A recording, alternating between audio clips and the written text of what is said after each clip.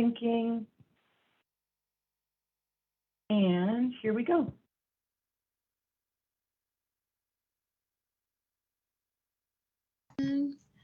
Awesome, awesome. So hi everyone. It doesn't show that we are live. Maybe that's, oh, I do see that we are live. Awesome. Hold on one second. I'm so sorry. Trying to mommy and parent and be an advocate is very, very challenging during these times. But hi everyone, welcome to the Wrap Up Facebook Live.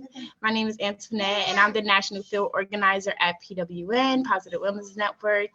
And we are here to have a conversation in honor of Trans Day of Visibility. We're so happy for folks who can join us. We are so happy to have two very, very special guests with us. I will give them a chance to introduce themselves and to really brag on themselves a little bit because they are out in the community doing the thing. And we want to make sure that we are using today, this Facebook Live, to really shine light on the work that is being done, honor those who have paved the way for us, and uplift our people, our folks, our women of trans experience. So thank you so much for joining.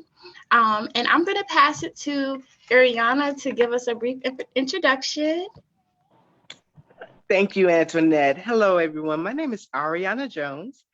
I go by she, her, and hers. From Raleigh, North Carolina. A brand new trainer for PWN certified. And I'm just here to lift up my sisters and share experiences on this day of visibility. Awesome. Thank you so much, Arianna, for being here, Jones sister. And we're going to pass it to Miss Octavia, and you can go ahead and introduce yourself. Yes. Hello, everyone. My name is Octavia, pronouns as she and her. I'm just going to put this disclaimer out there. Antoinette, don't ever apologize for being a mother. Like, it happens. I remember when mine used to do the same thing. So people know we have busy lives. We do not have single issue lives. So please do not ever feel like you have to apologize when your baby is being a baby. Off of my soapbox, board member of PWN. We are a national organization led by and for women, transgender, and gender diverse folks living with HIV. We were formed in 2008 by a diverse group of women and transgender people living with HIV to center the leadership and decision making by our members and the policy and programs that impact our lives and lead in our communities. We believe that the HIV epidemic and its disproportionate impact on some communities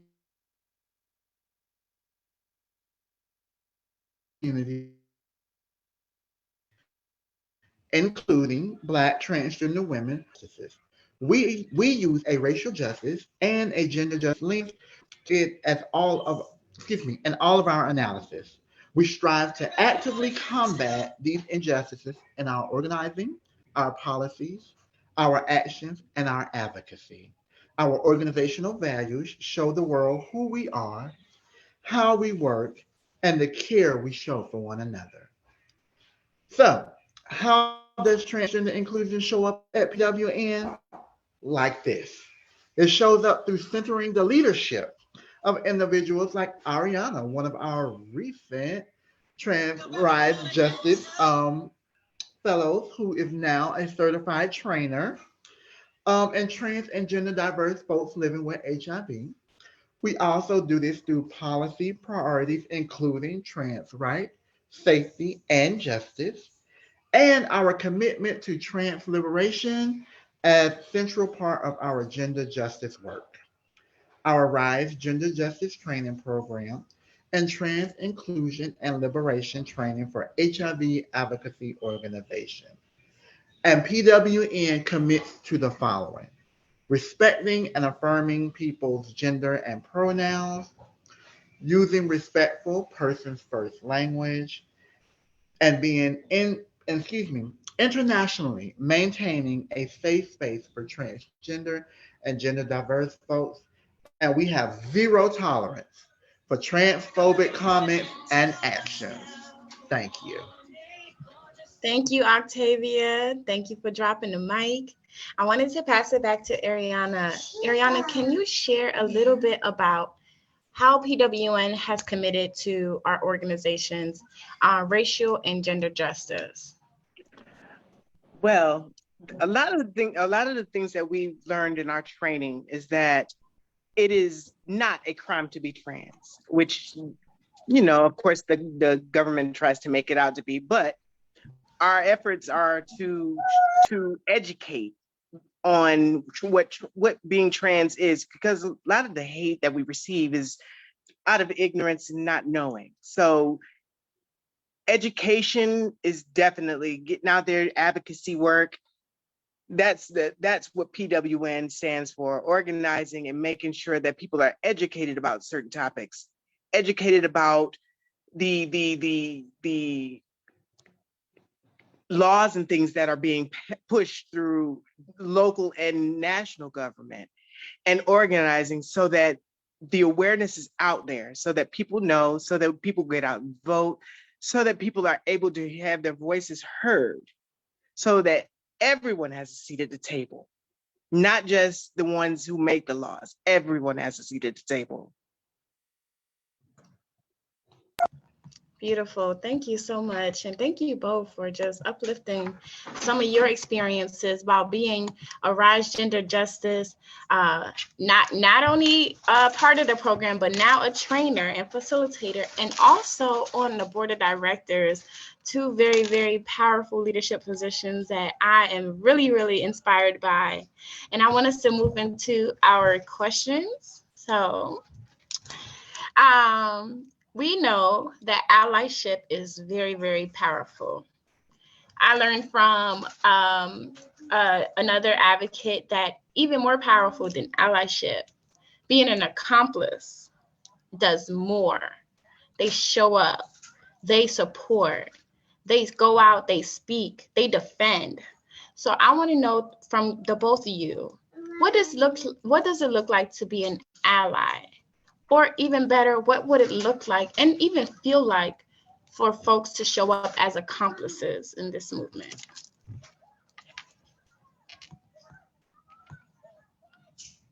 Octavia, would you like to go first?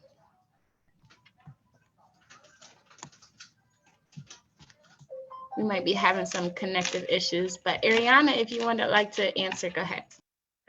Oh, okay. Allyship. Wow. A ally is basically an individual who is there. Like you said, Antoinette, they're there. They're not just taking up space, but they're creating space as well. They're making it so that people know what it is, what they're there for and who they're there to support. They're not just standing to the sideline. They're standing shoulder to shoulder, back to back with anyone that they're ally for. That's what it means to me. Ashe. Can everyone hear me now? Yes, yes. Yes. So for me, thank you for that beautiful definition of ally, because that is correct. And for me, an accomplice is someone that again takes it a step further. Because where allies, they can, or for oftentimes I have seen that they have, tend to take a step back when things have gotten too uncomfortable or when their bodies have been put on the line. And for accomplices, they have just as much to lose as we do. And for them, they're going to stand in the gap even when we're tired and we can't do it. They're going to stand there when we get bottles and bricks and things thrown at us. They're going to be there when, all of these transphobic and hateful laws are coming down the boots. They're going to be there to, wipe our eyes, when we're crying, like trying to get through this. So like an accomplice is one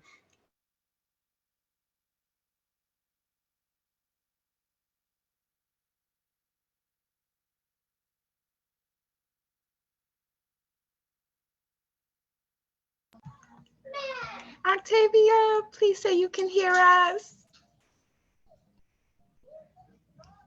Oh no. Okay, so we're gonna, come on, spirit guides, come through.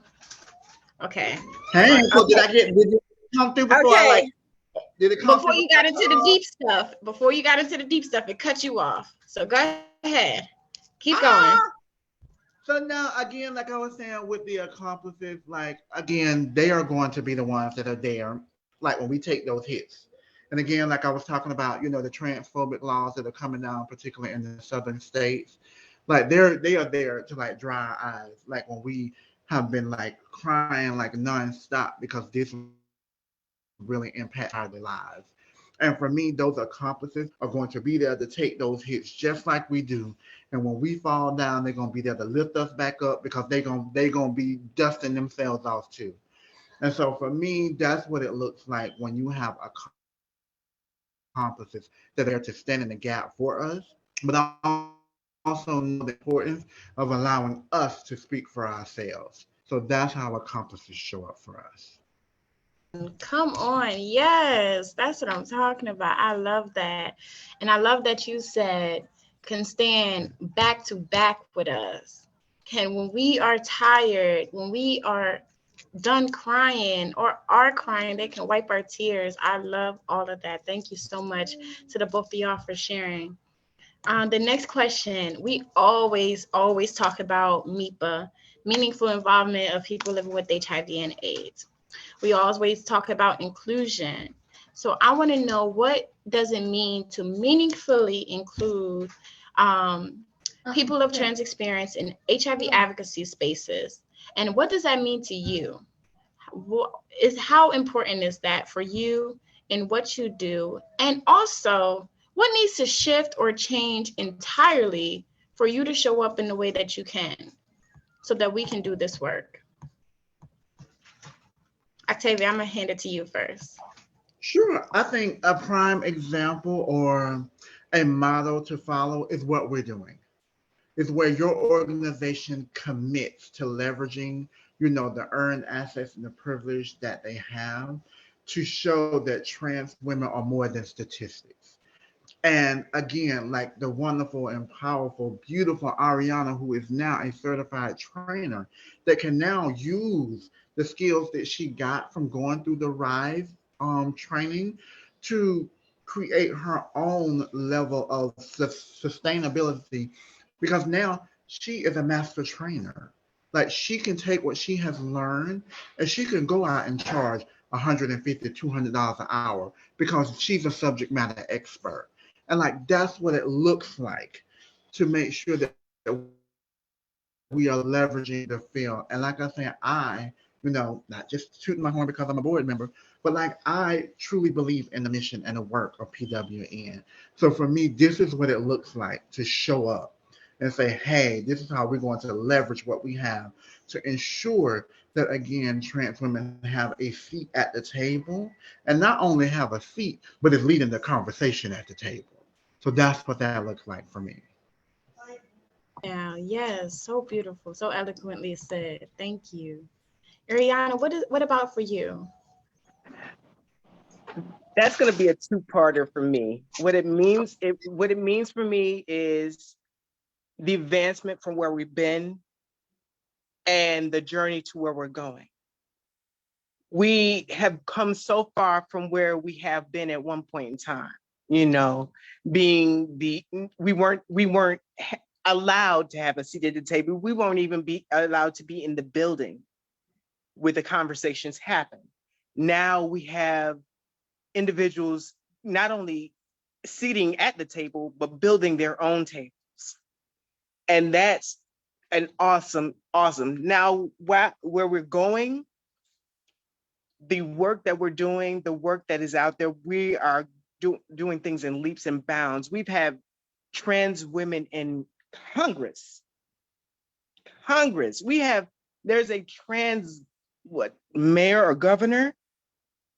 So that within itself shows that there is nothing that trans women of experience, individuals living with HIV, there is nothing that we can't accomplish. And with the work that we're doing, it is only a matter of time before we get there.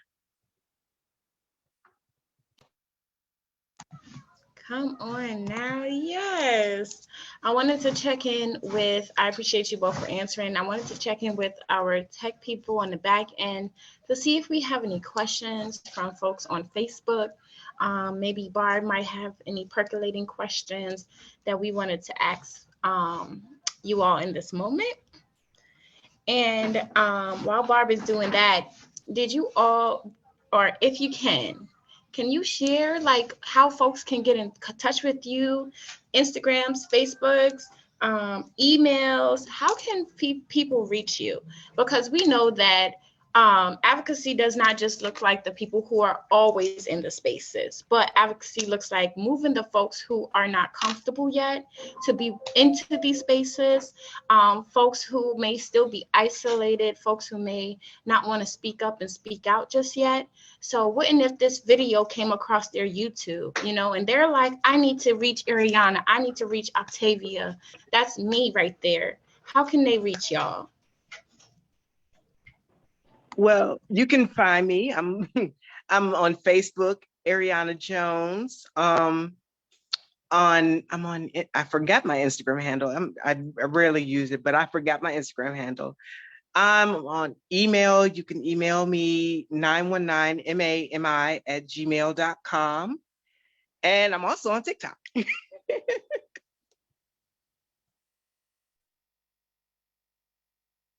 Love a good TikTok.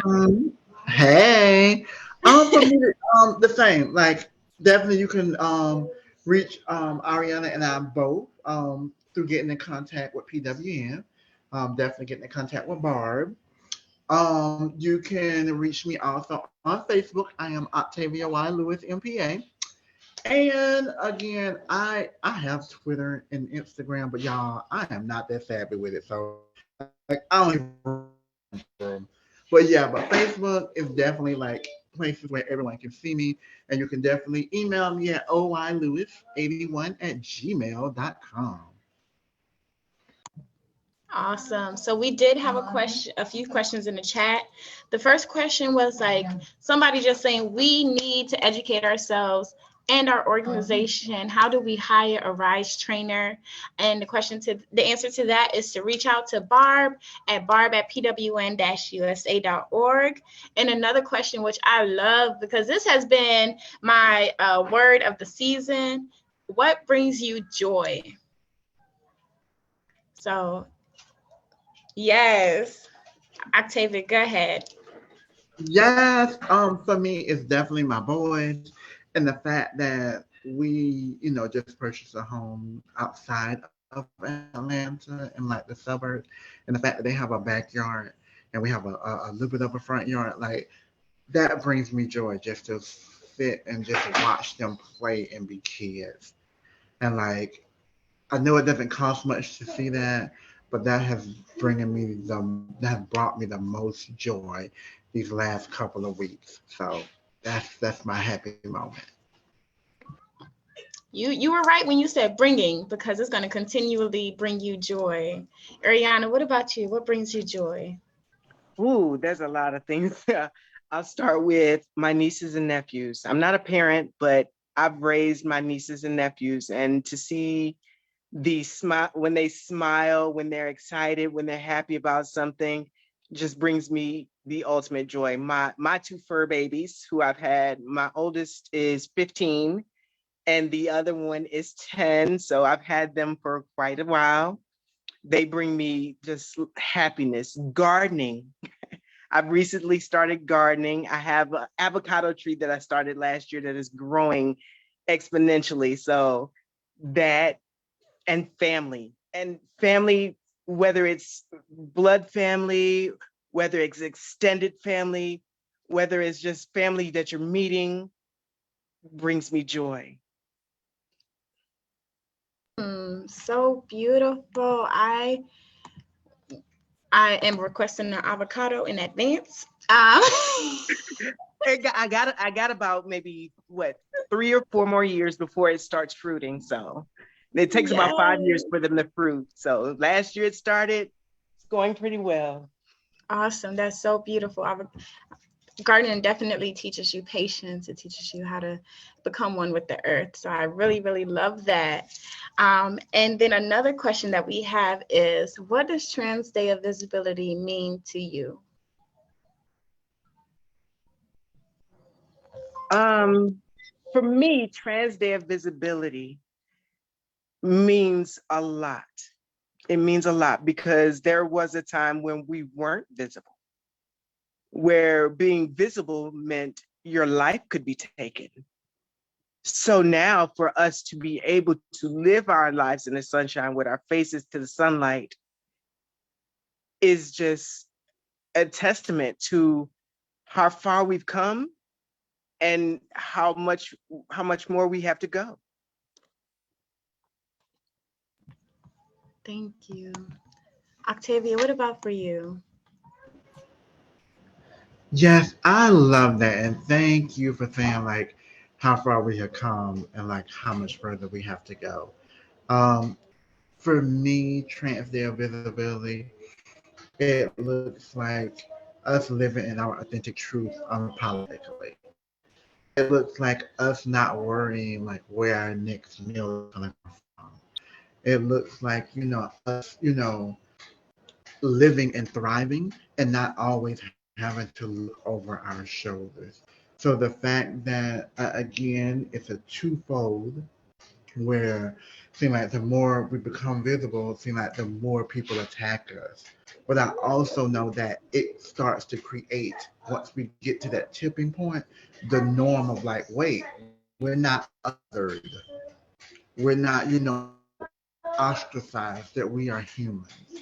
And I want people, to start to see us because we are mothers, aunties, we are caregivers, we are providers, nurturers, we are all of those things and many, many more. And for me, that is where the visibility piece, really, really like brings it in for me. Because I can remember, as a young person of trans experience, like I didn't see that many people that look like me.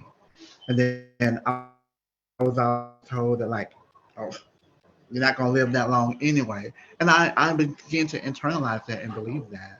But now seeing older, women of trans experience, like and being able to hug them and give them their flowers, like it allows me to see like, hey, I can get there. Like I don't have the statistics that says that our, average life expectancy is like 34, 35. I don't have to be that statistic. And I'm thankful. I'm 42, so I beat that statistic. And I want many of my other trans siblings, particularly my sisters, to be able to beat that statistic as well.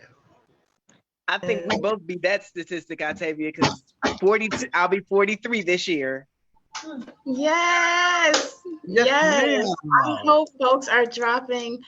I wish they need to get an emoji like this. I need the snapping emoji because I need the snapping, the clapping. I need folks to really be showing love in the chat, and they are. And I wanted to also answer this question because Trans Day of Visibility is very important to me as well. One of the first people who told me that I was who empowered me, who told me that they saw me, like they saw the me in me aside from my mother, was Miss Toni Michelle Williams.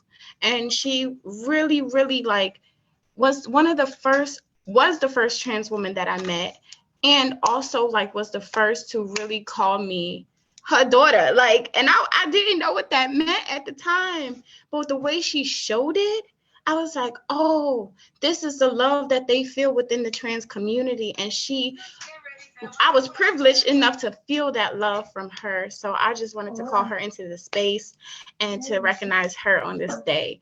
So another question that we have was, if we want to be allies and accomplices, what is a good resource for us to learn more about how we should show up for our trans sisters? I wanted to say a few resources that I know that can support is Transgender for Liberation from Transgender Law Center, Positively Trans. If you are in Tennessee, I just got connected to We Care Tennessee, Positive Women's Network. But Octavia and Arianna, if you all have some references that you wanted to share for folks, please do so.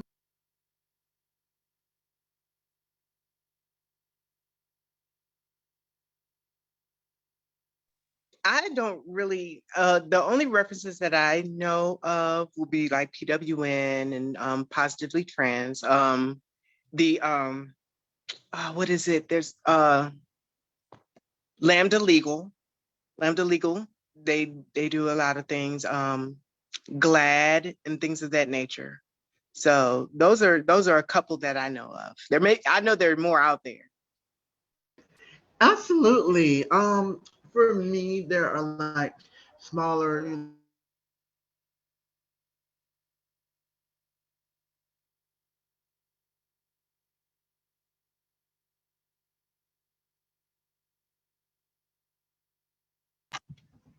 Fort Lauderdale, Miami area. Now you also have Game Changer and Ubuntu. Like there are a lot of resources that are out there for trans individuals now. Like I am another one. Like if a person of trans experience is stranded somewhere, the Black Trans Travel Fund will help get them like a ticket to get home, will like get them funds to get food. So there are definitely, some wonderful organizations that are out there that are doing the work, that are hands-on and still doing the grassroots work. So those are just a couple. Oh, wait, there's one more that I have. One more, and this one is out of North Carolina. It's Fifth Avenue Alliance. It's run by a good friend of mine named Flex Jones, and he's awesome. A trans man experience and very awesome. Awesome. And we will be sure to share some more resources for you all when in the chat, or we will send them out through our PWN spaces. So I wanted to thank you. Let me make this shameless plug. Another one, Take Resources down in Alabama. That's Monica Roberts Freedom School for trans and gender diverse individuals on the movement, on how to like start their own nonprofit. So like that's another good resource. So please check them out also. And what was the name of that one? It's called Take Resource Center. It's in Birmingham, Alabama. Mm-hmm. Awesome. And I heard Arianna Octavia say one thing. It was that yes, we want a seat at the table, but also we are making our own tables. So if that resource is there to help you learn how to start your nonprofit, to give you the tools that you need in order to get up off the ground, whether it's a support group or anything in your local towns or jurisdictions in your neighborhoods, then definitely reach out to the folks that you see on this call, the women that you see who are sharing this information with you today. So Octavia, Arianna, I wanted to thank you for joining us on the Wrap Up Live. You both have shared some really, really, really important gems. I honor you on this day. I wanted to ask Barb if Barb had any words, because I know Barb is the cheerleader for the Rise Gender Justice Program. Barb has done so much. So Barb, if you wanted to share anything or come on camera and say anything. Yes. Hi, everybody. Barb Cardell. I use they, them pronouns, and I am just so eternally grateful to Antoinette for facilitating this conversation, and to our Rise Gender Justice trainers, where we are centering the lived experience of transgender women living with HIV as the subject matter experts. It couldn't be anything that I am prouder of than being a part of this project, and to know each of you. And again, if people want to go ahead and have a training, would like to partner with PWN and our facilitators, we would love to come and do a training for you. You can reach out to me at barb@pwn-usa.org.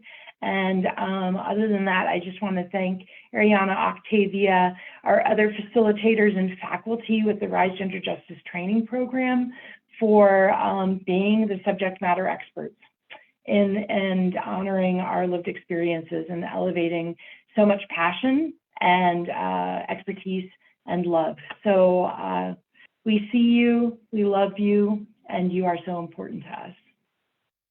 With that, Antoinette, I'll turn it back to you for the last word. Thank you, Barb. We love you so much. So just some closing remarks for folks. We ask that if you are not a PWN member, but you're watching us live and you want to become one, we will drop the link in the chat of how you can join us in this movement. If you want to be a part of a powerful, fierce source of women and women of trans experience, you are in the right place, okay? And then also, once you become a member, we have a members exclusive, sorry, because it's solely for our members, a monthly call. And our next one is coming up on April 14th. And we hope that we can see everyone there and you can share all that you are doing around advocacy, your passions, and things that you are working on. So thank you so much for joining us. Until next time, we hope to see you again. Look out for some more Facebook Lives from Positive Women's Network. And I don't have anything else. So thank y'all. Have a good day.